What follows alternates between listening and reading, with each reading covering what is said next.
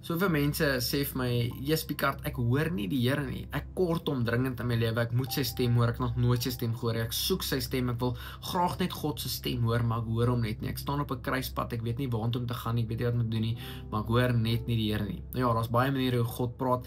Een plek wat hy sê is Job 33 vers 14 tot 16 kan jy gelees. Hy sê God praat in een manier, nie twee. Wanneer 'n man in 'n diep slaap ingaan, sê instruksie in sy oor af. In Engels sê hy speaks in a dream, in a vision.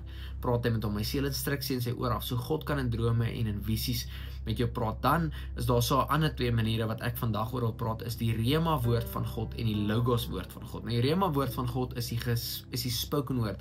God wat praat fisies in jou gees in praat. In ander woorde, ons sê altyd vir mense, jy moet in die woord bly tot die woord in jou bly. Kolossense 3 vers 16 sê dat die woord van Christus ryklik in jou woon. As jy nie God se woord verstaan nie, gaan jy nie God se hart verstaan nie. As jy God se hart verstaan nie, gaan jy sy karakter en sy natuur verstaan nie.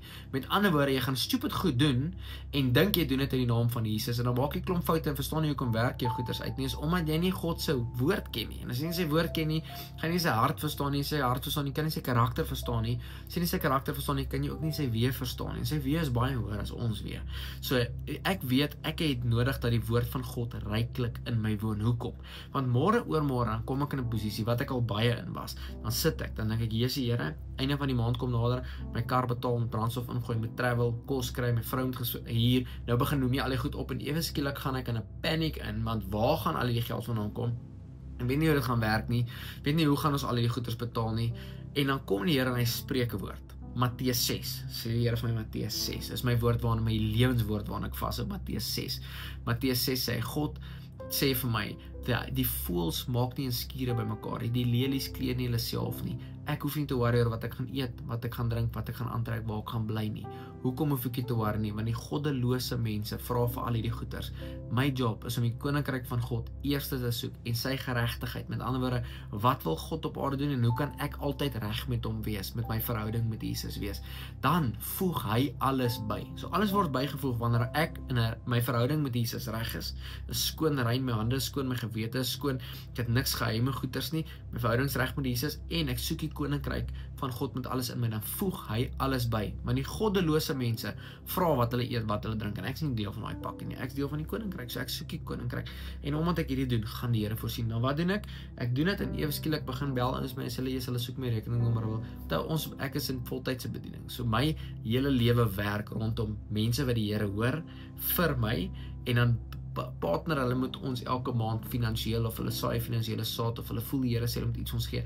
En dan dis hoe dit by my uitkom. Ek weet nie hoe dit werk nie. Dit werk nie. Dis nie hoe dit werk. Van die begin af was dit so toe ek uit my werk uitstap, toe begin gebeur dit net. Ek soek die koninkryk van God en God voeg by. En elke maand lyk anders. Een maand het ek niks, ander maand het ek baie en dan meet ek in die middel en dan skuur jy net deur. Dis nie maanskyn en rose nie. Ministry is nie maklikie. Ons is nie skatrykie. Maar die Here het gesê as ek sy koninkryk soek, dan voeg hy alles by. Dis hoe dit lyk, hy voeg alles by. Nou, dat jy die Logos woord van God, die geskrewe woord van God, dis wat geskryf staan in die Bybel. Dis nou hier waar ek lees. Hoor hierso, jy mag nie egbreek pleeg nie. Nou is daar conviction, want ek het nou gister die buurvrou gekyk. Nou sê ek soos, Jesus, okay Here, hier sê ek mag egbreek, my oë het gister gedwaal, ek vra vergifnis, asseblief Here, vergewe my. En dan kom conviction in my hart, en partykeer gaan dit in erupsie en prys. Jy lees iets hier, wat dalk jy nog nooit gelees het nie, en dan eweskielik reveal dit Jesus, en dan gaan jy waterlik in worship, en jy kan nie glo God is so goed, wat hy is so lief het, en sy vergifnis so diep, en sy grace is incredible.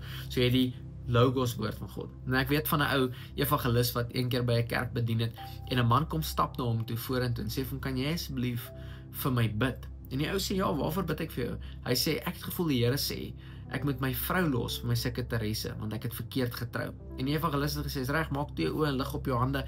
Sy oë toe maak en sy hand op lig toe drop die evangelis om stryk op die neus. Val die ou daar om. Sê hoekom slaan jy my? Sê nee, ek het gevoel die Here sê ek moet jou slaan. Toe sê die Here sal nooit so sê nie. Toe sê God sal ook nooit sê dat jy jou vrou moet los vir jou sekretaresse nie. Hoe weet ons dit? Want God het gesê, ons mag jy egbreek pleeg nie.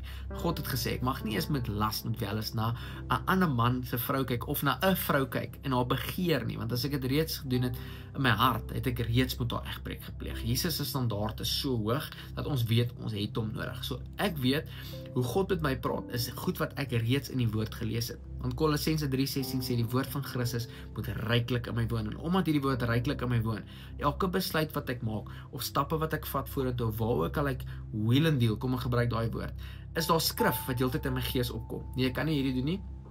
Die speaker trek jou af, onmiddellik is daar skrif. Mag jy bribe nie. Okay, nou moet ek maar my boete betaal as ek aangejaag het. Hoekom?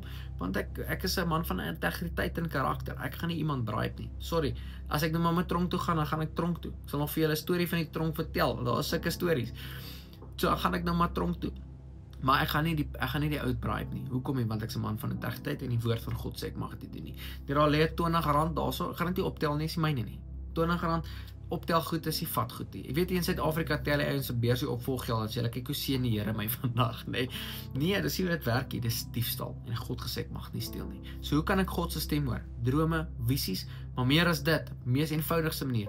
Hy kan deur skrif met my praat in my geesmens terwyl ek deur my dag gaan, of wanneer ek iets lees, fisies in die woord lees, dan kan dit van die bladsy afklim.